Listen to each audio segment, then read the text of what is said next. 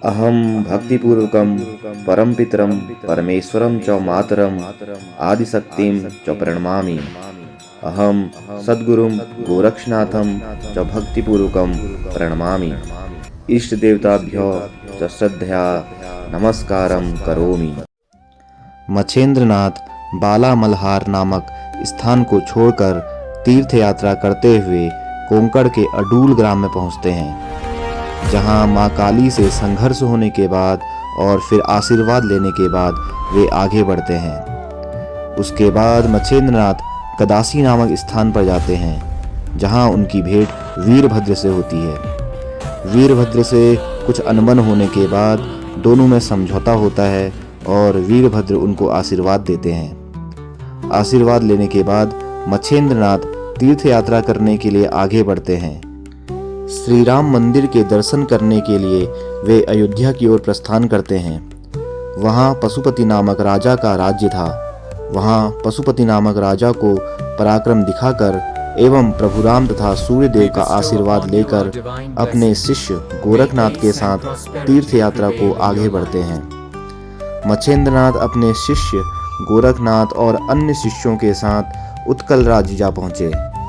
वहाँ जगन्नाथ भगवान के दर्शन करते हैं और गांव के समीप शिष्यों सहित एक पुराने मंदिर में आराम करने लगते हैं।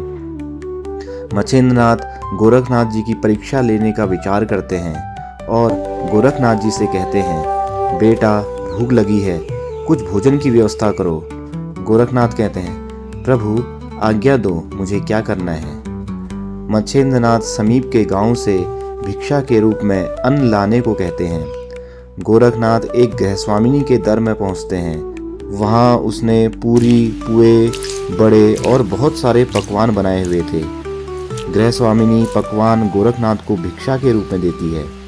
गोरखनाथ पकवान लेकर अपने गुरु मच्छेंद्रनाथ के पास ले जाते हैं। भोजन करने के बाद मच्छेंद्रनाथ गोरखनाथ जी से कहते हैं, बेटा भोजन अत्यंत स्वादिष्ट है और दही बड़े तो और ज़्यादा स्वादिष्ट हैं। मेरा मन अभी तृप्त नहीं हुआ है, मैं एक दो दही बड़े और खाना चाहता हूँ। गोरखनाथ पुनः गृहस्वामिनी के दर पर जाते हैं और दही बड़े मांगने लगते हैं।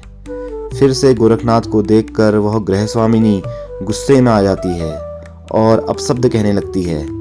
गोरखनाथ को ठग, लुटेरा जैसे शब्द कहने लगती है।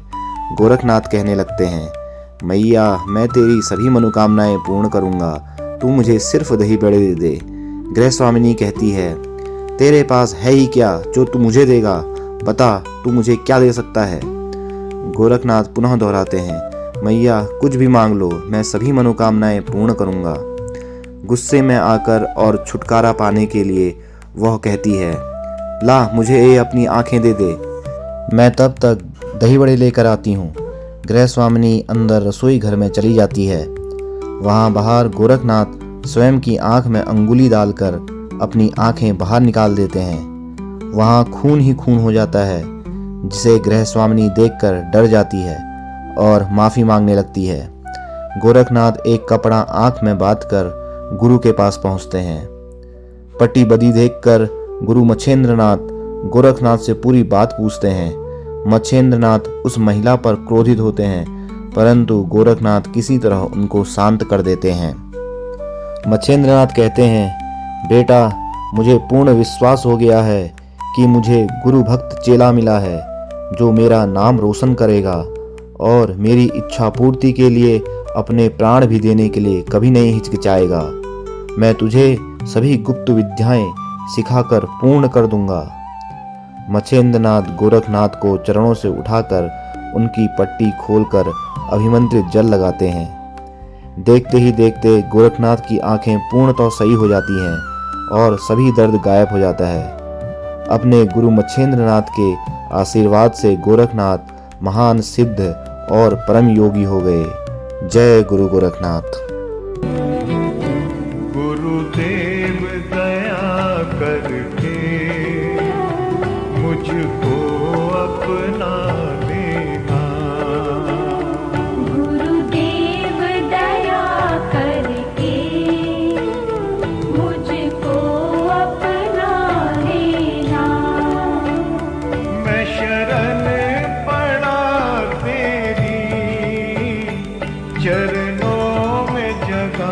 देना